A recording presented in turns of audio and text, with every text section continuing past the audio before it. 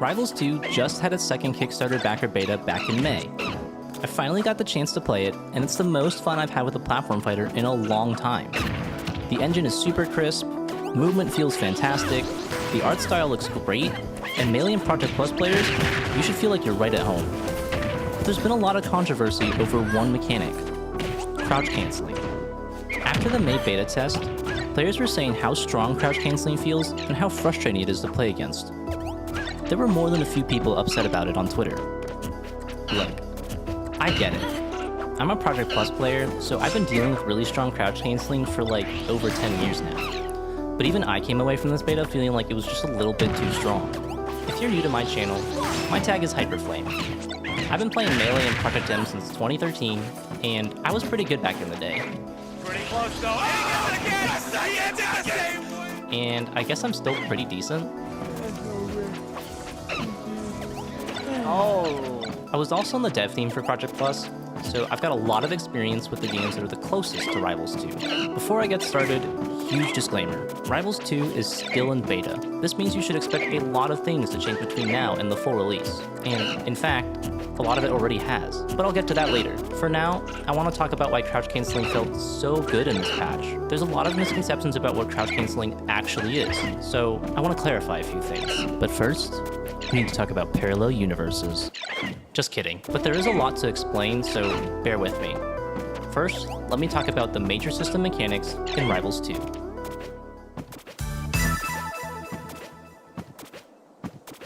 Hit lag, also known as hit stop, and officially referred to as hit pause in Rivals 2, is the period of time after an attack connects where a character is frozen in time. This isn't a mechanic that's unique to Rivals 2. Hit lag exists in other platform fighters, fighting games, and even other genres. Hit lag has a huge effect on how attacks feel, and is a core part of the Rivals 2 engine. Directional influence, or DI, is a term for changing your launch trajectory during the hit lag for an attack. DI can help you survive longer and get out of combos faster, but it can also get you killed early. Single Shift Directional Influence, or SSDI, is the term for teleporting your character a short distance after hit lag. To SSDI, flick either the sticks during hit lag, or rotate your stick 45 degrees. When hit lag ends, you'll teleport a short distance. SSDI can help you escape combos, and it's especially good for teching against a wall. SSDI during or get you lag for an attack. SSDI can help you survive longer and get out of combos faster, but it can also get you killed early. Single Shift Directional Influence, or SSDI, is the term for teleporting your character a short distance after hit lag. To SSDI, flick either the sticks during hit lag, or rotate your stick 45 degrees. When hit lag ends, you'll teleport a short distance. SSDI can help you escape combos, and it's especially good for teching against a wall. Smash players know this mechanic as Smash DI, SDI, or hit stun shuffling. Rivals 2 implements SSDI slightly differently from how SDI works in Smash. In the Super Smash Bros. Series, SDI can be done on every frame, which means you can wiggle your stick to get multiple SDI inputs. In Rivals 2, however, SSDI can only be done once during hit lag, which discourages mashing, and the teleport happens after hit lag ends. Rivals 1 didn't actually have SSDI, and it was only added to Rivals 2 in the May backer beta. However, both games have always had ASDI. Automatic Shift DI, or ASDI, is a weaker form of SSDI. While SSDI requires precise timing, you only need to hold the direction until hit lag ends to ASDI. It only goes half as far as SSDI, but it's still useful for escaping rapid multi-hit moves, such as Detterburn's up special. When you SSDI, ASDI is also applied. They're actually added together. ASDI is the reason why crouch canceling works. During a hit lag, players can hold down to ASDI toward the floor. If the attack is weak enough, you'll snap to the floor and take half as much hit stun. This allows you to act much faster than you normally would, giving you a chance to counterattack. If you take enough knockback to go into tumble, then you'll end up in the knockdown state on the floor, giving you a chance to tech, get up attack, or roll away. But wait, there was no crouching in any of those examples. Why is it called crouch canceling? Crouch canceling, or CC, sometimes called true CC, is actually its own separate mechanic. If you're hit during your crouching animation, you take less knockback. In Rivals 2, you take 20% less knockback.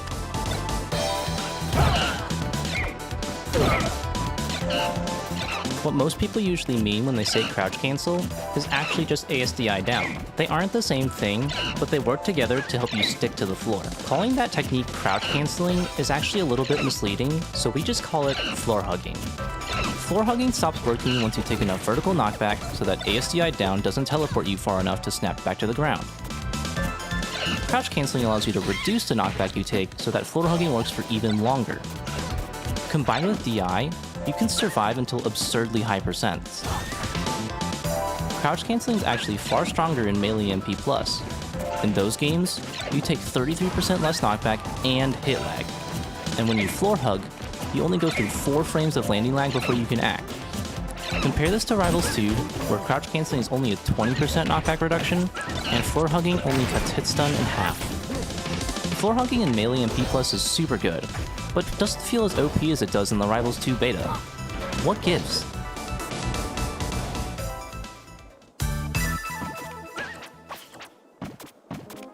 Rivals 2 is a platform fighter with a lot of weak attacks. Many characters have aerials and tilts that don't send very far, even at high percents. While this is great for combos, it means that you're going to have a harder time breaking through floor hugging, and by extension, CC. Certain characters that rely on fast and weak moves to string together long combos, like Rano, have a much harder time breaking CC. For example, in this patch against Zetterburn, Rano's down tilt doesn't break through ASDI down until around 75%. As for CC, it doesn't break through that until over 130%. And even then, it doesn't actually force a pop-up until almost 170%. Raster has similar issues.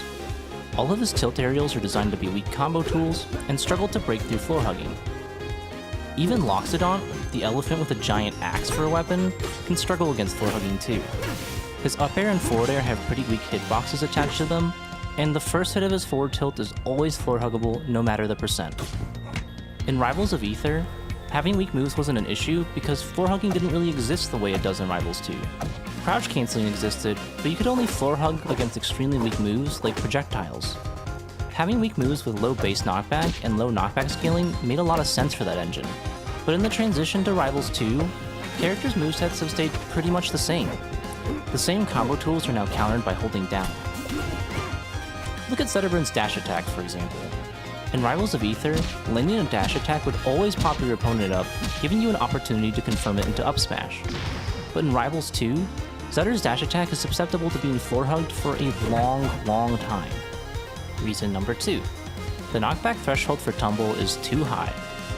When a character takes enough knockback, they get put into an animation called Tumble. In this animation, if you collide with the ground, you get put into a knockdown state. You can avoid this knockdown state by teching.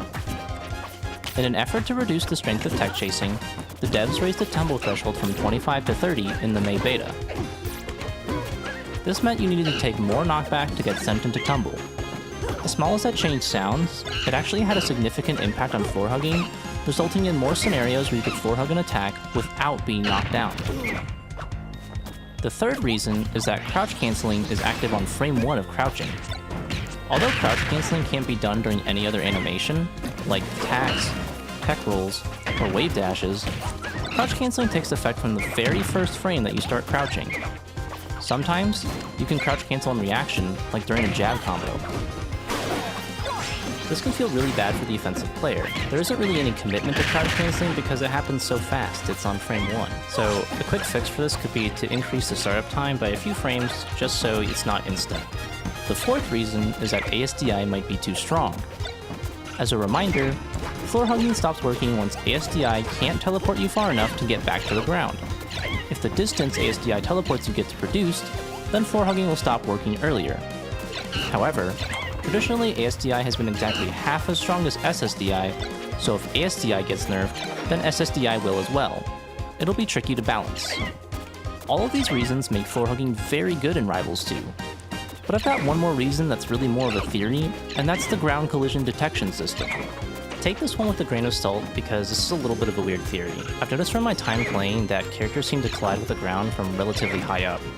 Let me show you what I mean by that. If I air dodge into the ground in Melee, you can see that my character model actually clips a little bit into the ground before landing.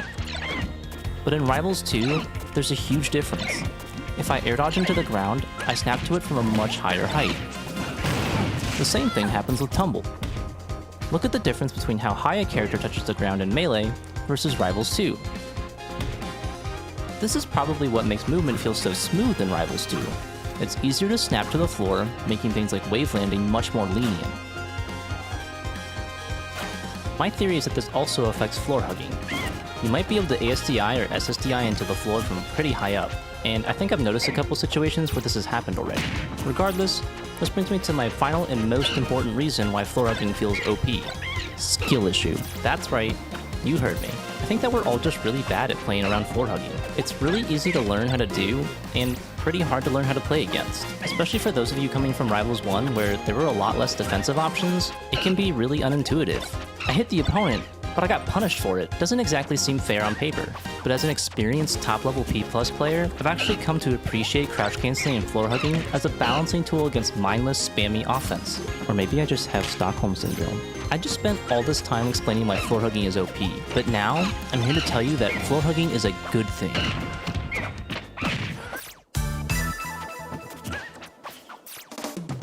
Rivals of Aether was a game designed to be very offense-heavy.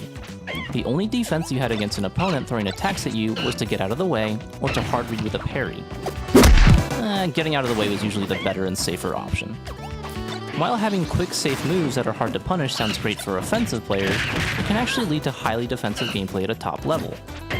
As a result, characters that were fast and had quick attacks were very strong. The devs actually introduced whiff lag to Rivals 1, additional lag when an attack missed. This gave slower characters a chance to deal with faster characters and frame data without ruining existing combo trees. Just read what Dan Farnese himself said. The issue we had with Rivals being tuned toward aggression is that fast buttons became king. Maple and other characters could just spam attacks in neutral and use their speed to weave out a punishment. It's why we ended up adding whiff lag, more lag when you miss an attack. Rivals 2 doesn't have any whiff lag, which I think is great for muscle memory. To deal with spammy gameplay though, Rivals 2 borrowed shields and floor hugging as mechanics from other platform fighters, and I think this can actually make Rivals 2 more aggressive. How does adding defense make the game more offensive, you ask? Well, you see, you can use shielding and crouching to force your opponent to make mistakes. By running up with a shield, you can trick your opponent into hitting your shield, or you can crouch at low percents and get a punish off of CC. But shields would be pretty broken if they didn't have a counter. Rivals 2 not only introduced shields, but also grabs, completing the rock, paper, scissors gameplay that's pretty common across fighting games. Attacks beat grabs, shields beat attacks, and grabs beat shields. It's a great dynamic that has made fighting games interesting for decades. Floor hugging is just a different kind of blocking. It still loses to grabs. Being in the lead at a low percent can be scary for the opponent and gives you the opportunity to rush at them. Or if you've just lost a stock and now you're behind, you've regained your ability to floor hug and now it serves as a comeback mechanic.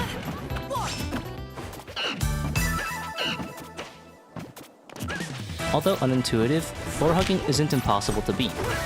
Playing around it requires you to carefully think about when, where, and why you're throwing out attacks. As I just mentioned earlier, grabs beat floor hugging and CC. Tech chasing with grabs is a really strong option at low percents. Besides that, every character has their own tools to break through floor hugs, although those tools may not be obvious. All attacks that spike or send downward will beat floor hugging. When hit by a spike, instead of snapping to the floor, you'll go through a long hit stun animation called flinch. At high enough percents, you can still floor hug to prevent yourself from being popped up, but you won't get the chance to counterattack. This doesn't just apply to the obvious spikes like Maple's forward air or Loxodon's down air. Even Zetterburn's nair, which sends opponents the direction he's currently traveling, can break through floor hugs too. Just because a move is too weak to break through floor hugs, it doesn't mean it can't be used. Learning to space your moves so that you can't be punished, even on hit, is an important skill that you should be learning even if crouch canceling wasn't in the game. The same spacing that keeps you safe against shields also keeps you safe against floor hugs. If Clarion down tilts an opponent that's too close to her, she can get punished. But if she spaces it well, it's much harder or even impossible to punish her. Just like how you can bait an opponent into whiffing a shield grab, you can bait CC from an opponent and then punish them for it. Some characters have strong aerials that break through CC early, or attacks that simply ignore it altogether. Be smart about what moves you're throwing out. You can't just run at an opponent and expect to win with brute force in Rivals 2. But with well-planned gameplay, floor hugs are no problem.